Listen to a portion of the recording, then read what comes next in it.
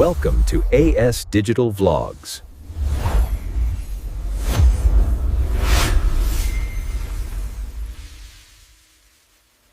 అందరికీ నమస్కారం. ఒక్క రోజులో జరిగిన సంఘటనలు ఒక దేశం యొక్క మొత్తం కథను చెప్పగలవా? అదెలాగో ఈరోజు మనం చూడబోతున్నాం. రండి, జనవరి 29, 2026 నాడు భారతదేశంలో ఏం జరిగిందో ఓసారి చూద్దాం. ఈరోజు విశేషాల్లోకి వెళ్లే ముందు ఈ సూక్తిని కాస్త మనసులో పెట్టుకుందాం. ఒక జ్ఞానదీపం నుండి అనేక దీపాలు వెలిగింపబడతాయి అన్నట్టు. ఈరోజు మనం చూడబోయే ప్రతి విజయం, ప్రతి ఆవిష్కరణ అలాంటి ఒక దీపంలాంటిదే. అవి మన సమాజానికి ఎలా వెలుగునిస్తున్నాయో చూద్దాం. ఈరోజు మన ప్రయాణం ఎలా ఉండబోతుందో క్లుప్తంలో చూద్దాం.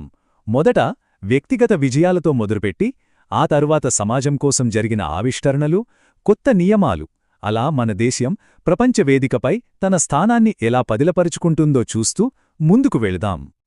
సరే, మన మొదటి విభాగంలోకి అడుగుపెడదాం.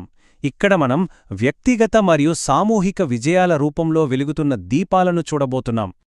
ఇక్కడ చూడండి, 2 పాఠశాలలు వారి అద్భుతమైన మోడల్ యూత్ పార్లమెంట్ల కోసం గుర్తింపు పొందాయి. ఇది కేవలం ఒక పోటీ కాదండి, మన భవిష్యత్తు నాయకులను తయారుచేసే ఒక గొప్ప వేదిక. యువతలో ప్రజాస్వామ్య స్ఫూర్తిని నింపడానికి ఇంతకంటే మంచి మార్గమేముంటుంది? ఇక కళల విషయానికొస్తే గుజరాత్కు చెందిన జానపద కళాకారుడు మీర్ హాజీ కాసం గారికి పద్మశ్రీ పురస్కారం లభించింది. తరతరాలుగా వస్తున్న డోలక్ వాయిద్యంపై ఆయనకున్న పట్టుకి దక్కిన గౌరవమిది. మన సాంస్కృతిక వారసత్వాన్ని కాపాడుతున్న ఇలాంటి కళాకారులను గుర్తించడం చాలా ముఖ్యం.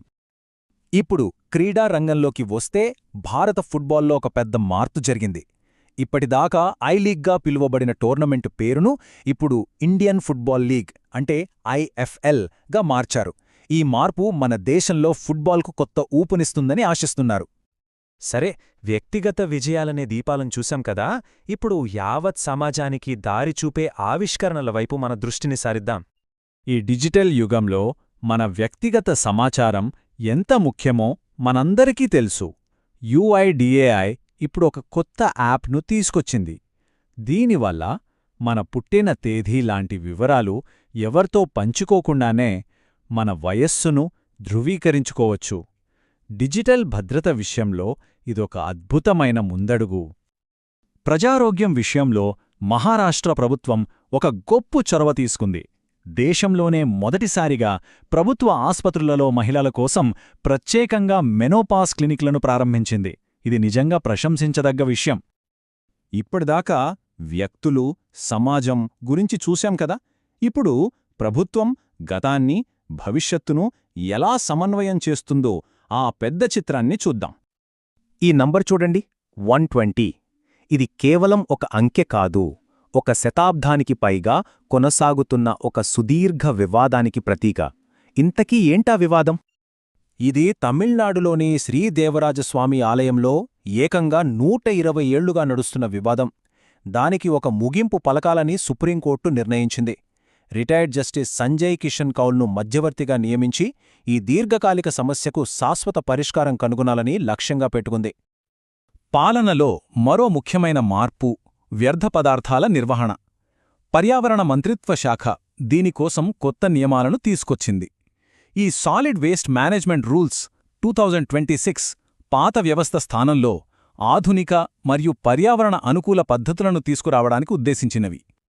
ఇప్పుడు దేశం యొక్క జీవనాధారాలైన ఆర్థిక వ్యవస్థ, పర్యావరణం వైపు మన దృష్టిని మళ్లిద్దాం.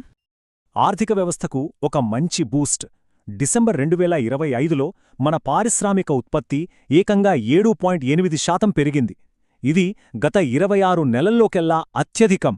అంటే మన పరిశ్రమలు పుంజుకుంటున్నాయని, ఉత్పత్తి పెరుగుతోందని చెప్పడానికి ఇదొక బలమైన సంకేతం. ఇప్పుడు పర్యావరణం గురించి మాట్లాడుకుందాం, కాని ఒక చిన్న ప్రశ్నతో. ప్రపంచంలోనే అత్యంత చిన్నది, అంతేకాదు చాలా అరుదైన పిల్లిజాతి ఏదో తెలుసా? దాని పేరే రస్టీ స్పాటెడ్ క్యాట్. అసలు విషయమేంటంటే, ఇటీవల రాజస్థాన్లోనే షేర్గఢ్ అడవిలో ఇది కనిపించింది.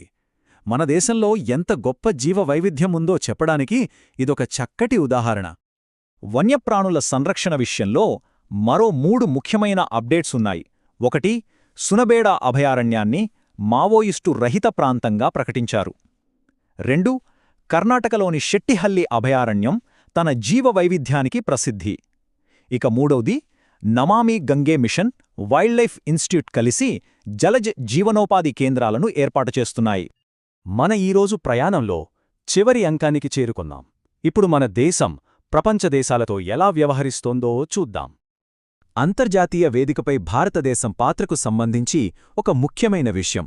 2వ ఇండియా అరబ్ విదేశాంగ మంత్రుల సమావేశానికి భారతదేశం యుఏఈతో కలిసి అధ్యక్షత వహించనుంది. పశ్చిమాసియాలో మన దేశం యొక్క పెరుగుతున్న వ్యూహాత్మక ప్రాముఖ్యతకు ఇది నిదర్శనం.